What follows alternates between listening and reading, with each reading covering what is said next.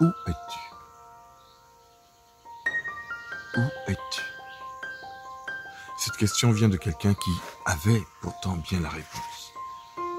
On la trouve dans Genèse 3, verset 9. L'Éternel vient à la rencontre, comme à s'accoutumer le soir, pour faire le point avec ses enfants, pour partager avec eux, pour répondre à leurs questions, pour recevoir leur étonnement, leur joie de pouvoir jouir de cette nature. Et un soir, le Seigneur vient. Et c'est comme, vous savez, un père qui rentre du travail, qui a l'habitude de voir ses enfants qui courent vers lui. « Papa, papa, j'ai fait ci, j'ai fait ça. » Tandis que papa pose au moins ses affaires. Et, « Oui, regarde ce que j'ai fait, j'ai dessiné ça. » Vous voyez de quoi je parlais. Et un soir, vous entrez, vous ouvrez la porte, personne. Vous êtes pour la première fois obligé d'appeler. Il y a quelqu'un? Où êtes-vous? Et là, vous vous dites, il y a certainement une bêtise, quelque chose qui s'est passé. Pour Dieu, il ne se pose même pas la question, il a la réponse. Mais il pose la question. Où es-tu? Il ne dit pas où êtes-vous.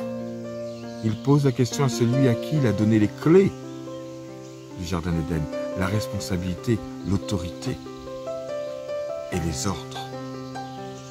Où es-tu? Nous avons à répondre aujourd'hui à cette question. Où sommes-nous? Où êtes-vous? Où suis-je? Le Seigneur nous a donné, comme pour le Jardin d'Éden, un cadre à nous, membres de l'Église adventiste.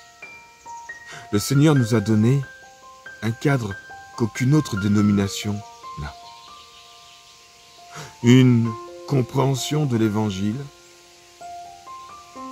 appuyée, si besoin était, par 100 000 pages.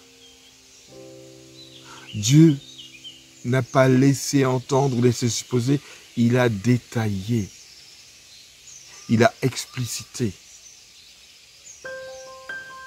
Et même quelqu'un qui n'a pas fait de grandes études, qui n'a pas fait théologie, quand il prend l'esprit de prophétie, une jeune femme handicapée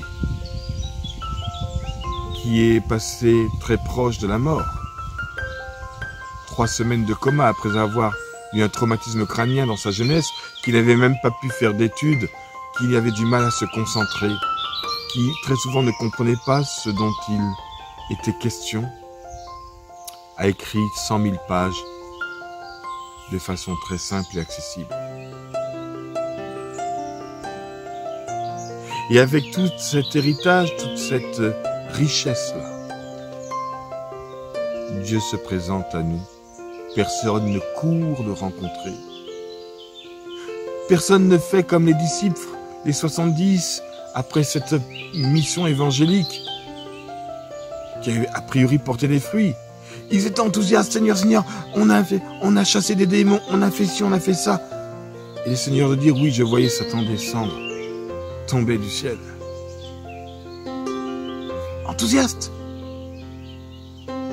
Est-ce qu'aujourd'hui, quand le Seigneur entre dans nos églises, dans nos groupes de maisons, dans nos foyers, il y a cet enthousiasme? Ou est-ce qu'il est obligé de frapper, de dire, mais où êtes-vous?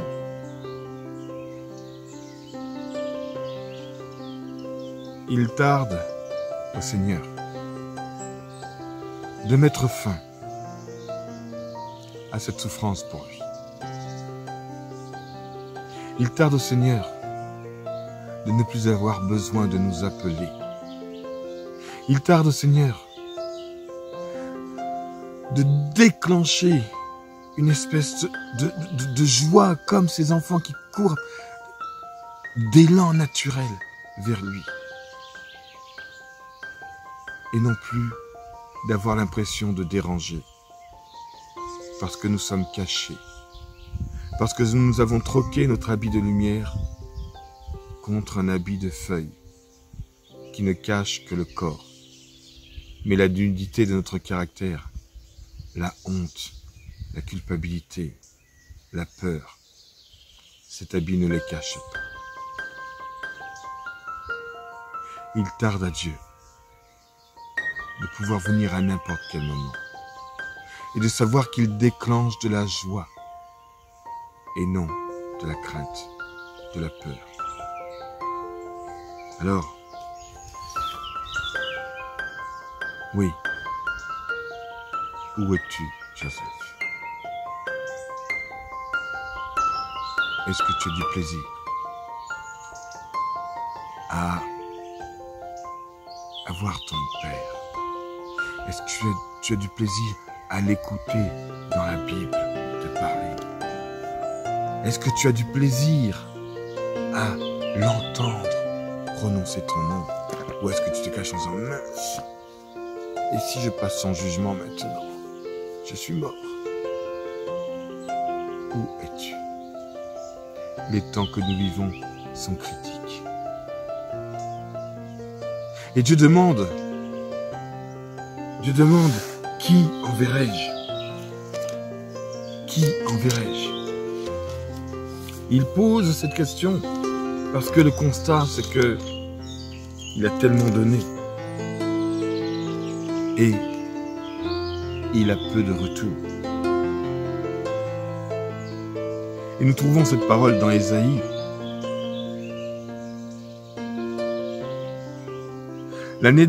Ésaïe 6, pardon.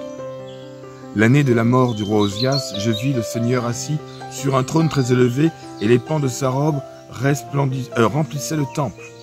Donc la vision du sanctuaire, thème qui est cher à l'Église adventiste. Les séraphins se tenaient au-dessus de lui. Ils avaient chacun 6 ailes, 2 dont ils se couvraient la face, 2 dont ils se couvraient les pieds, et 2 dont ils se servaient pour voler. Ils criaient l'un à l'autre et disaient « Saint, Saint, Saint est l'Éternel des armées, toute la terre est pleine de sa gloire. » Les portes furent ébranlées dans leur fondement par la voix qui retentissait, et la maison se remplit de fumée. Alors je dis « Malheur à moi, je suis perdu, car je suis un homme dont les lèvres sont impures. J'habite au milieu d'un peuple dont les lèvres sont impures, et mes yeux ont vu le roi, l'Éternel des armées. » Ça, c'est le cri d'Adam et Ève, caché quand Dieu s'approche d'eux. Oh, malheur à moi. Mais Dieu fait quelque chose. Mais l'un des séraphins vola vers moi, tenant à la main une pierre ardente qu'il avait prise sur l'autel avec des pincettes.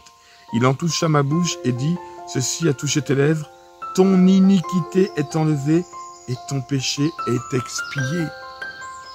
Pardonné, effacé. »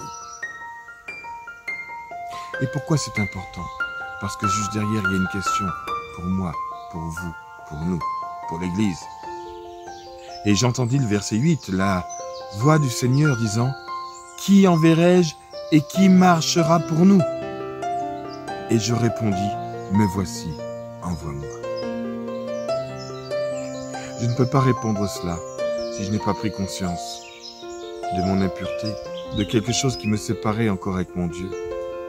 Mais Dieu dit ça, j'y pourvois, je touche tes lèvres avec une pierre ardente.